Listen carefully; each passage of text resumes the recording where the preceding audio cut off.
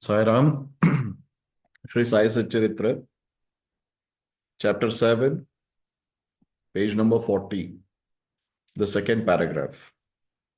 In the previous paragraph, we have tried to understand how Baba was tried to be judged by a lady who belonged to theological society, and then how Baba was, and a reference to Shri Sai Leela magazine, in which Baba's identity has been explained. So that particular chapter was pretty interesting, and we completed that one. The next paragraph of the same chapter is such a unique and wonderful incarnation was Sai Baba. On account of the merits of my past birth, I had the good fortune to sit at his feet and enjoy his blessed company. The joy and delight I derived therefrom was incomparable. In fact, Sai Baba was pure Ananda and consciousness. I cannot sufficiently describe him, his greatness and uniqueness. He who took delight at his feet was established in his own self. Many sannyasis, sadhaks, and all sorts of men aspiring for salvation came to Sai Baba. He always walked, talked, and laughed with them and always uttered, Allah Malik. God is the sole owner. He never liked discussion or disputation. He was always calm and controlled, though irritable at times. Always preached Vedanta, and nobody knew till the last who was Baba. Princes and poor people were treated alike by him. He knew the inmost secrets of all, and when he gave expression to them, all were surprised. He was the repository of all knowledge, still he feigned ignorance. He also disliked honor. Such were the characteristics of Sai Baba. Though he had a human body, his deeds testified to his godhood. All people considered him as God in Shirdi. This particular paragraph gives us a lot of inputs about Baba.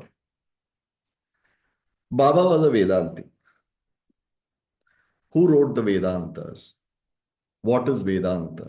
In this, Baba says that he always propagated Vedanta. Vedanta is Vedon ka ant, as in the summary of Vedas, conclusion of Vedas is called Vedanta. We have four Vedas. The moment we speak about Vedas, we think about Rig Veda, Yajur Veda, Sama Veda, Atharvana Veda. In Yajur Veda, there is Krishna Yajur, Shukla Yajur, two different divisions in Yajur Veda. But that is not the end of Vedas. Vedas have four Upavedas: Ayurveda, Dhanurveda, Gandharva Veda, Artha Veda. So these Upavedas are also there. So when we go to the Vedantas, Vedantas is a huge collection of, sorry, it's a vast collection of the works of Sri Adi Shankaracharya. Vedantas are written by Sri Shankaracharya. So Baba used to endorse, propagate eventually about Vedantas. If you go into Vedantas, summaries, we have to understand that Adi Shankaracharya concluded four Vedas in four statements. I have said this before, yet since it is relevant here to be mentioned, he said four things. Rig Veda, he said, Prajnanam Brahman. That is, conscience itself is Brahman. Yajurveda, he said, Aham Brahmasmi. The conclusion, bottom line of entire of Yajurveda is Aham Brahmasmi. Samaveda, he said, Tat Tvam Asi. Tattvam Asi. That is, I am thou, thou is me. There is no difference. Finally, in Atharvana Veda, he says, bottom line, Atmanam Brahman. I am Atmanam Brahman. The other words, Atmanam Brahman. So conscience is soul. I mean, soul is the Brahman. Here he uses the word Atman. What eventually he says is all the four Vedas and the Vedantas and Saransha of everything is Advaita. So this goes on to say, see, when Baba was propagating, uh, you know, uh, Vedantas, the summary is that he was an Advaita. He was a firm believer of Advaita. And we dive a little deep into Advaita and Baba's philosophy that he believed in. That is something which we call it as a shunya. Because Advaita Adita Siddhanta, the Siddhanta or the philosophy, is which is beyond Advaita. Advaita is non-dual. So beyond Advaita is Shunya. This Advaita Atita Siddhanta, or in other words, Advaita Atita Siddhanta, is mentioned, as I have said in several discussions. It is mentioned in Tripura Rahasya. So Shri Adi Guru Dattatreya has very clearly mentioned about Advaita Atita Siddhanta, Tripura Rahasya, or in many of the scriptures which Adi Guru Dattatreya has stated that there is a Siddhanta which is Advaita Atita Siddhanta, which is Shunya. Right? So very clear that Baba was an Advaiti. He was advocating Vedantas. Whoever says Vedanta is an Advaiti. Because our Vedantas are written by Adi Shankaracharya, who was again, Advaita is not, Adi Shankara is not the founder of Advaita Siddhanta. Advaita Siddhanta was the first, which got covered in dust, and finally from Advaita we came to Dvaita, Advaita, Shuddha Advaita, then Dvaita, then Achinta Veda, Veda, and several things, philosophies came. But we are circling back to Advaita. The mankind is circling back to Advaita. And also, here the author clearly says Sai Baba was pure Ananda and consciousness. He was just a pure Satchit Ananda. We have to understand that Satchidananda, we also say Satchidananda Sadguru Sainath Maharaj. Sat Chit Ananda, the eternal state of bliss. Satchidananda was Baba, deep within. He was just in a state of bliss, of the pure conscience. He was nothing but the Atman, the Aham, the Brahman himself. So that again is a part of Advaita Siddhanta, where everybody says, okay, Baba was an Advaiti. But how? Because of these factors, we have to dive deep and understand what he propagated and stood for. He was an Advaiti and he was a pure consciousness. He was just a witness, a Sakshi, Sthita Prajna. When you are a Sthita Prajna, then you are a Satchidananda. Only prerequisite to be a Satchidananda is a Sthita Prajna. Who is a Sthita Prajna? The one who is not affected by the adversities of life, the one who is not affected by the luxuries or the beauty or the pleasures of life. He reacts to both the situations or both the realities in equal way. There is no difference. He knows one thing for sure. In this illusionary world, in the clutches of Maya, everything is transient. Nothing is consistent. This too shall pass. Pain, this too shall pass. Joy, this too shall pass. Agony shall pass. Darkness shall pass. When it is light, that also shall pass. The one who is not affected by neither pleasures nor the pain of the realities of life is the one who is the Sthita Prajna. Once you are in a state of Sthita Prajna, then you get into a state of Satchidananda, the pure Brahman. There is no nirvichara, thoughtless awareness, nirvikalpa, desireless awareness, no thoughts, no desires, no wants, no illusions, no joy, no sorrow, absolute state of bliss. That was Baba. That's exactly what he says. And he also says he was such a unique and a wonderful incarnation, no doubt that he was. And on account of the merits of my past births, see, when it comes to there is always a thought in many minds that who is a true guru? Which is the path that I should follow? How do I decide which path is good for me? These are the questions which crosses the minds of many seekers, most of the seekers of truth, seekers of ultimate truth, and the ones who wants to liberate themselves from the clutches of birth and death. And also the seekers of truth. People, when they move on spiritual path, there are different reasons which are behind it. Many people have this curiosity. What is it?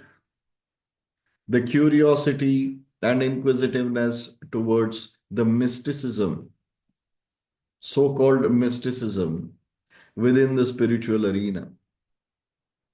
So they get curious. Many people, they are tired of life. Most of the people who go on the spiritual path, they are tired of life. They are in deep pain. They are unable to handle the realities of life. They are so done with it and they want to just get out of it. There are people who are very, very wealthy, everything sorted. They are bored in life. They want something more. They also seek the spiritual path. They go on search. But this is the problem. All the thoughts behind our spiritual progression is wrong if it is one of these many.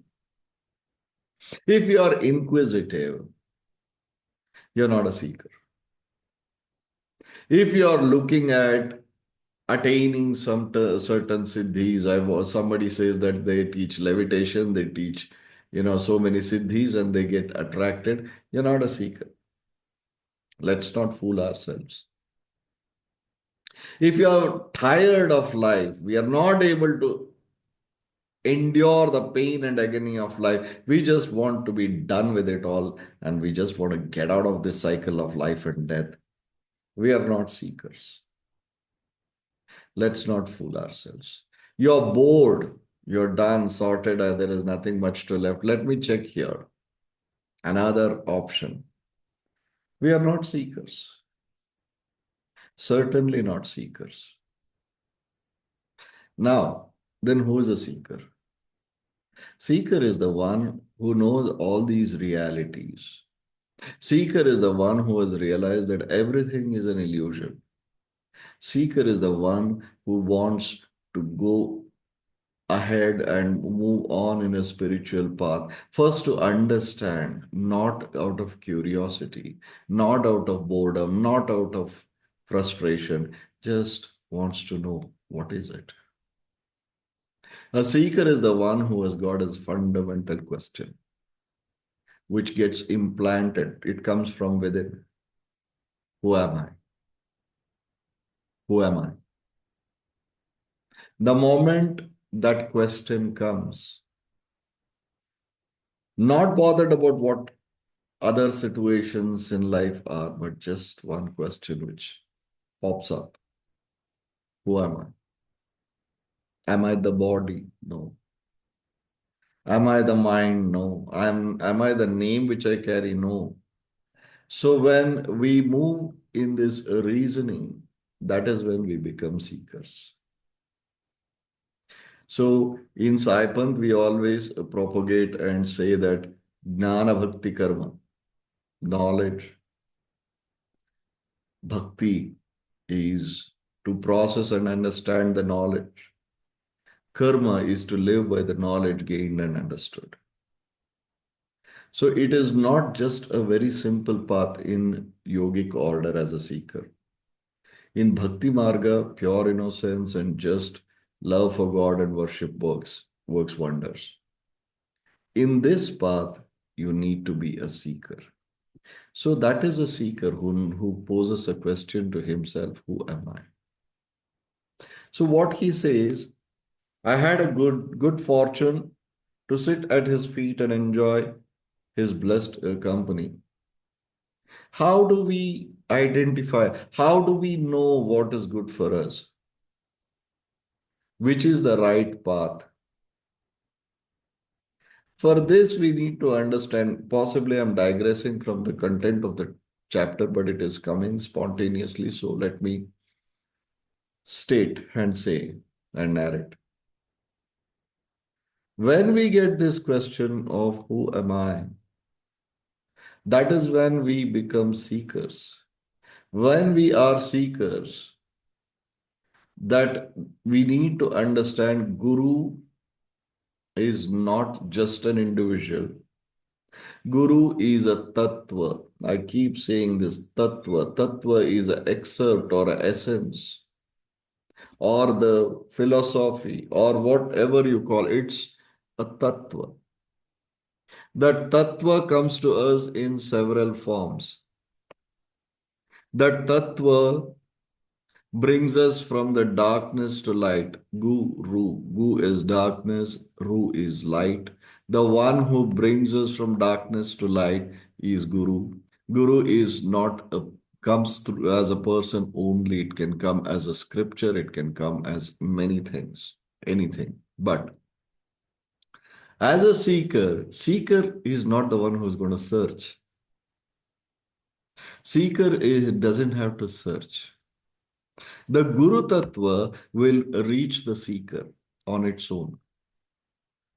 All that a seeker has to do is, yes, I want to find the truth. I want to know who am I. I want to know where have I come from. Why am I here?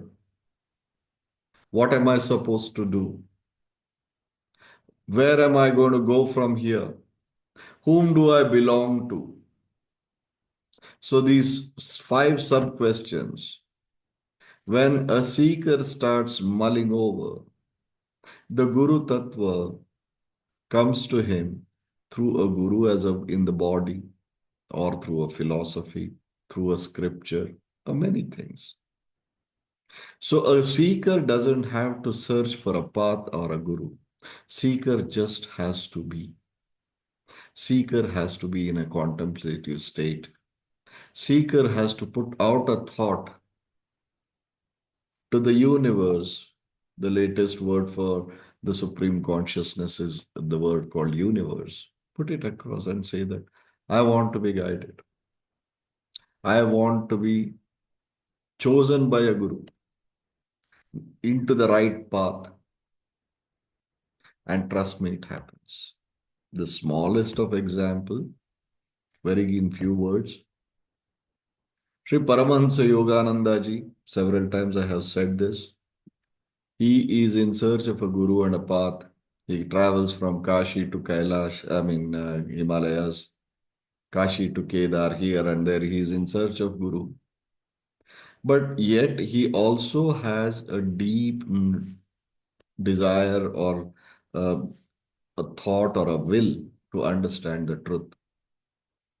So when he goes all over the place and doesn't find a guru or a path, he comes back home and one day, Sri Yukteswaragiri, who is a guru of Paramahansa Yogananda, gives a knock on the door and he calls Sri Paramahansa Yogananda and tells him, stop searching.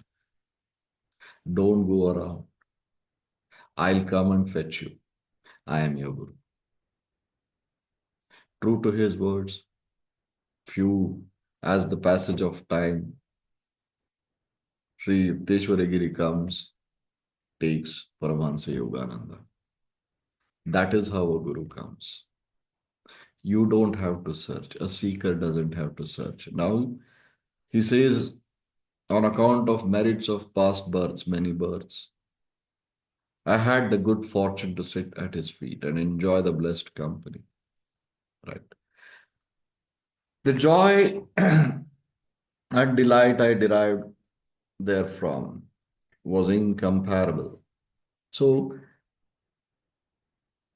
also we need to understand the uniqueness. Such a unique and a wonderful incarnation was Sai Baba. Just one word is said. What is the uniqueness of Sai Baba? Is something which we need to understand. I am not sure, and I stand to be corrected. If there is any guru or a master besides the gurus of the Avadhuta Sampradaya, which is ours, or we belong to, where in Avadhuta Sampradaya, the uniqueness of a master is he will let you live in the worldly existence.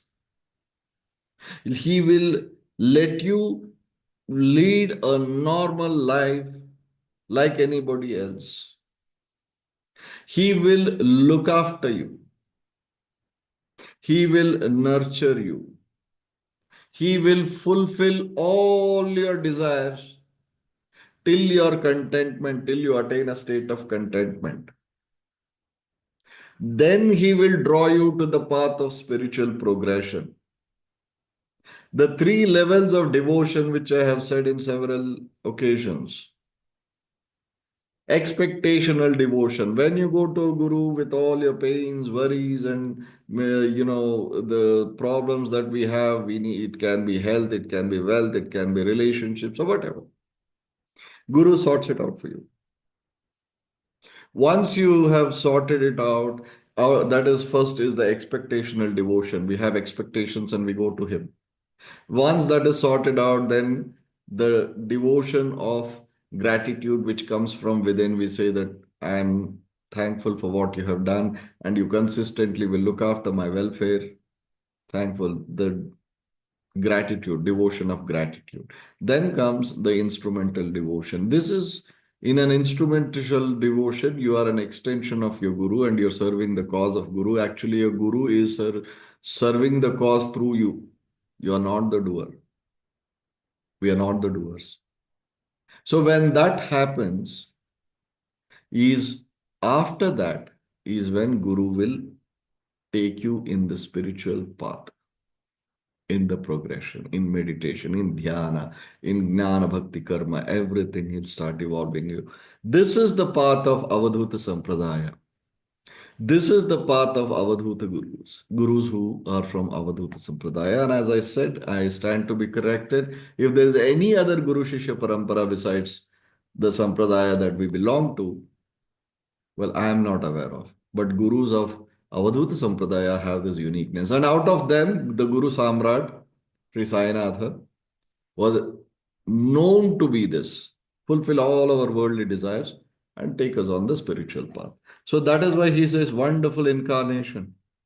Such a unique and wonderful incarnation was Sai Baba. And the ones we, the Avadhutas, the Kulavadhutas, why we are Kulavadhutas is because we also live in this worldly existence. We live a normal life like anybody else, yet we progress in our spiritual path. We serve the cause of the Lord. And this is the most difficult of all the sampradayas of Avadhuta Sampradaya. Kulavadhutas. We are Kulavadhutas, right? That also is being carried by our Guru. Now, further, he says, he took delight, he who took delight at his feet was established in his own self. Who's a self? The Atman, the Brahman, the Prajna. You are in a contemplative state. There are no rituals. There are no mantras. There are no mudras, nothing, just in a contemplative state. trying to understand self. It is not self-centered, but his own self, absorbed in self. Who am I? That's what here, his own self, who's that self is. That is what the one who moves deeply as a disciple of Sri Sainath Maharaj. Since there are no rituals that he said, he gave no mantras, he taught no mudras, he only taught contemplation. He said, think, I'm here to guide you. Just contemplate, sit. People used to go to Shirdi and Baba used to say that stay for 10 days, stay for 15 days for no other reasons. When he had to evolve people, he had this unique ways of doing. He says, don't return. Some people, he has asked them to stay for 6 months, 1 year, or whatever. The time doesn't matter, but depending on each seeker's necessities, Baba used to say, sit, wait, don't go. Go after 10 days, go after 20 days, go back then. So he was his way of evolving us was very unique. He taught nothing, but he taught everything. He said nothing, but he said everything. He spoke in silence and we understood in silence. That makes him very unique. Most of the Avadhuta Sampradayas, I mean, gurus of Avadhuta Sampradaya are like that. So he who are in his company are absorbed in self-inquiry. Many sannyasis and sadhaks and all sorts of men aspiring for salvation came to Sai Baba. Why should they come to a fakir in a remote place called Shirdi?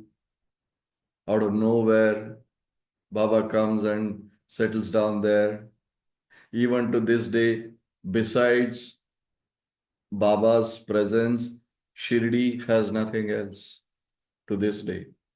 Since my younger days, I've been visiting Shirdi, and trust me, even in the mid and late 80s, it was just a small village. There was nothing. Imagine during 1900s, early 1900s, and mid to late 1800s, you can imagine how remote it was. But despite that, people thronged. Sadhakas, not just devotees and disciples who were seeking for relief in their worldly existence. Sadhakas, siddhas, yogis, practitioners, people who were seeking salvation, they used to come to Shirdi. Imagine the uniqueness. Today also we go to Shirdi, we have at least 40-50,000 who visit Shirdi every day. Most of us go for asking something, seeking something. But during those days also, when Baba was in his body, in the body, people identified what he was. There was a book which I was searching for. It was called Nirvanancha Sakha in Marathi. It means a companion, not even a guru, not even a master, guru, nothing, a companion who will take you till Nirvana. So that book is a very beautiful book. Anybody lays their hands on it, please share it with me. It's called Nirvanancha Sakha. So Baba's uniqueness is unfathomable, right? And he always used the word Allah Malik. We know the history, we have spoken in the previous chapter. Baba was raised by a Muslim fakir, and we give too much of importance to language. Oh, Baba said Allah Malik. Was he a Muslim? How does it matter? What it means is what matters. He says, God is the only sole owner, Malik of everything. Allah Malik. Right? That was always on his lips. He never liked a discussion or disputation. He never liked. He says that people used to judge. People have had this habit of judging one another. People have this habit of judging the different paths, different masters, different gurus.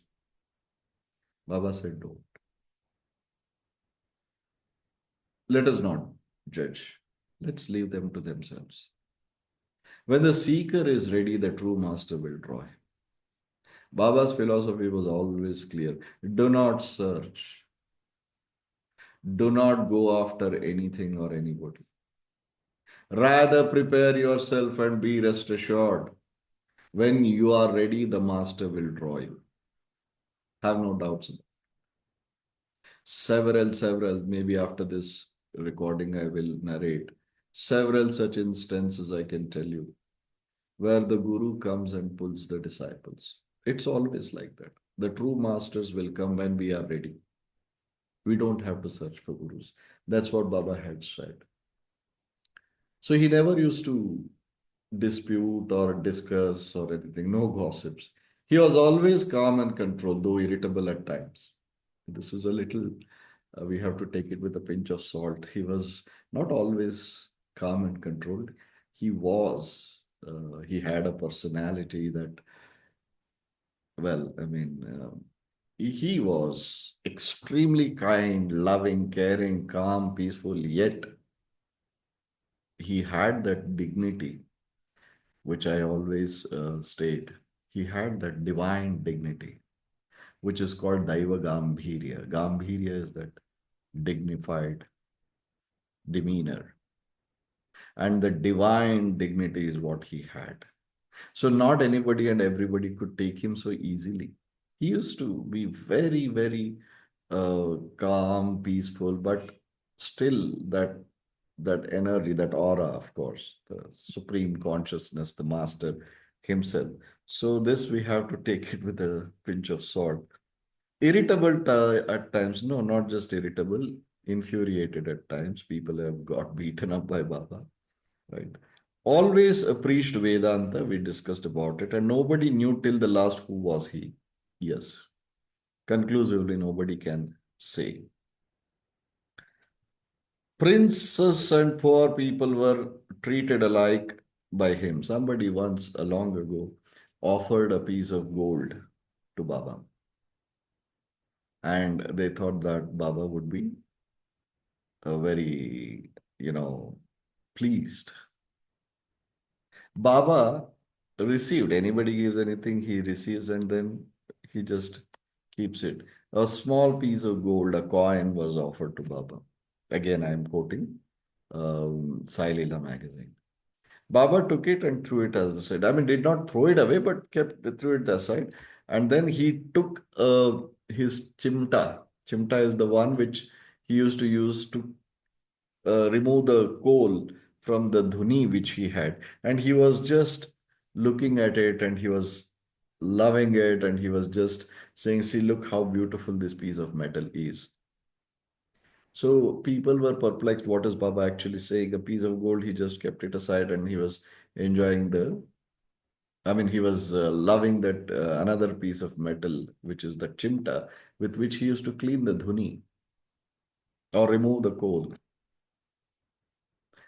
That's when Shama asks him, Deva, but Shama was the one who always used to address Baba as Deva.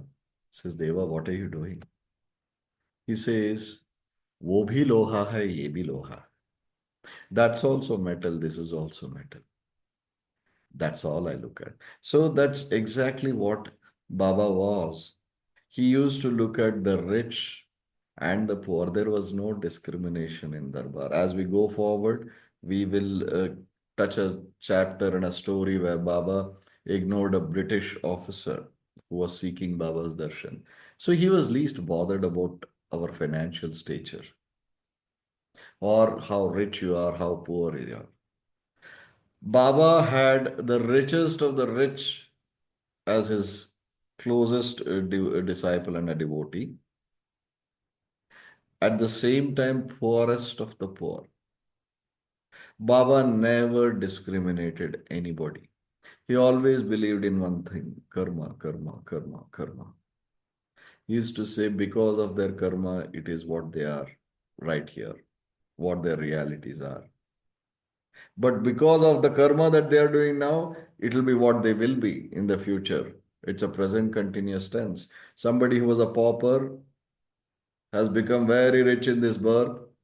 Depending on his conduct, if he sinks, He'll again become a pauper, and then again he will correct himself and go up. So he says that it doesn't matter who is rich or who is poor.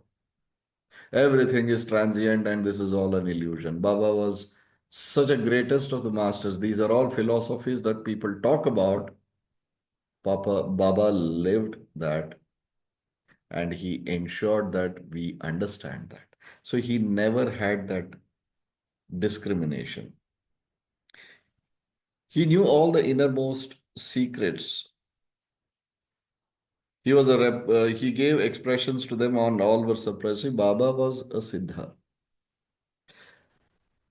Now, is it something which is impossible to know the past, present, and innermost secrets? I keep saying this in front of your Guru, you have no privacy. He may plead ignorance. He may speak as if he knows nothing. He may ask you questions. What were you thinking? What are you doing? What were you doing? What is happening? What is going to happen? And all these. He's a Mayavi. He'll play with you, but there is nothing which he doesn't know. Let us not get carried away, or let us not get into the trap of that illusion that when a guru asks you something, don't think he doesn't know. It's just a part of the process. Baba was all pervasive. As we go forward, a lot of such examples will pop up where we know how he knew everything, past, present, and future of everything. Trikala Jnani that he was, right? He was a repository of all knowledge. Still, he feigned ignorance. Baba always used to say, I am just a poor fakir sitting in a remote place called Shirdi. I am a servant of God. What do I know? I know nothing.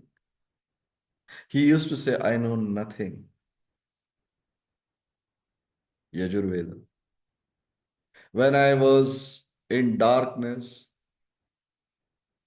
when I was ignorant, I was in darkness. When I learned everything, I got into the deeper darkness. It confuses us more. That is what the Vedas say. All that you need to know is there is nothing to know. There is absolutely nothing to know. One thing, that everything is an illusion and there is nothing to know. You are not learning anything in your spiritual progression, you're unlearning. Your confusion, chaos in your mind, your thoughts, your emotions, everything which have entangled you, the belief system, the superstitions, we are getting rid of them. When you are getting rid of those things and when you are getting a proper and a right perspective to your belief system, are you really learning or are you unlearning? The divine master knew everything. The one thing which he knew was there is nothing to know. Everything is shunya. So in the same thing, he used to say it in a very cryptic way. There is one beautiful quote in Buddhism, which is very dear to me. Once a master said nothing. That's it. Once a master said nothing. That is what it is. There is nothing to know. Everything, one thing to know, everything is an illusion. There is nothing to know. So Baba used to say, I know nothing. We believe in nothingness. We believe in Shunya philosophy. Probably he said that in a cryptic manner. He also disliked, he was a repository of knowledge. There is every single Vedas, Upanishads, the Quran Sharif, to the Bible, to the Granth Sahib, anything and everything people used to narrate, ask. Gita Rahasya, written by Shri Balagangadharanath Tilak, is the most complicated, that is supposed to be the Bhashya, which brings out the commentaries in a more lighter way or more understandable way, but then that is more deeper than the Srimad Bhagavad Gita itself, that Gita Rahasya. People used to read, cannot even go forward. They used to come and sit with Baba. Baba used to explain. Sri Sai Satcharitra is just a small part of Baba's life. Let's understand. This is not everything. Few more important or few things which Baba thought is relevant for us to understand and study, read, is what is in Sri Sai Satcharitra, not everything. His 65 years of stay in Shirdi, millions and millions of people have come, millions and millions of people have got relief, and he has spoken continuously on millions of subjects. So, likewise, he was a repository of all the knowledge, obviously. He is the very knowledge. It's not a repository, he is the knowledge himself, the Jnani, right? He also disliked honor. Such were the characteristics of Sai Baba. Baba was dead against the honors, accolades, calling him this, calling him that. Finally, there was always a fight between Tatya Khote Patil, Baba's most closest disciple, one of them, and Shama. He was again a very close devotee and a disciple of Baba. And this Lakshmi Bai Shinde. She was the only one who could fight and argue with Baba. Just he used to get enraged, she used to also get enraged. They used to have worst of the fights. The arguments were unbelievable. Mainly because of Baba's food. He never used to eat. She used to serve, she used to pester him, she used to nag him, he used to get enraged. That was the kind of relationship he had. So all these people finally they say that you just be there. We want to worship you. We want to wash your feet. We want to sing four artis for you. Kakad Arati, Madhyan Arati, Sandhya Kali, Shej Arati. We want to sing. So it is our right. You are our, you belong to us. So you be quiet. That is when four artis were allowed by Baba, but he said, don't expect anything to change from me. He was sitting in the same place, same piece of rag below him, nothing changed. People used to sing, and he was completely dispassionate, disinterested in all those accolades. Baba hated that. Baba just hated those praises. We, as his disciples and devotees, have to just emulate him. I'm not saying that we should wear kafni and we should live a ascetic life. I'm not saying that the characteristics, of course, we have to. He says, don't give importance to show off. Don't give importance to these accolades. Today, all the masters, so called, they are only waiting for it. They are all over social media. They want garlands, they want awards, they want this and that. A true master will just stay away from all those things. A real master is always in the shadows. He never comes out. He draws very few disciples. Baba's own words. मेरे अपने तो मुट्ठी भर है, बाकी सब भीड़ है. My own close disciples are only fistful. Rest is all a crowd. They come and they go. That was the ascetic thought of Baba.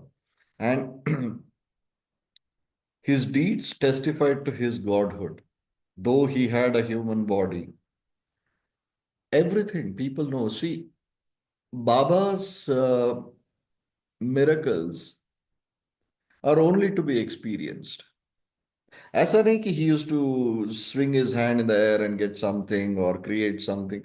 Those things he never used to do.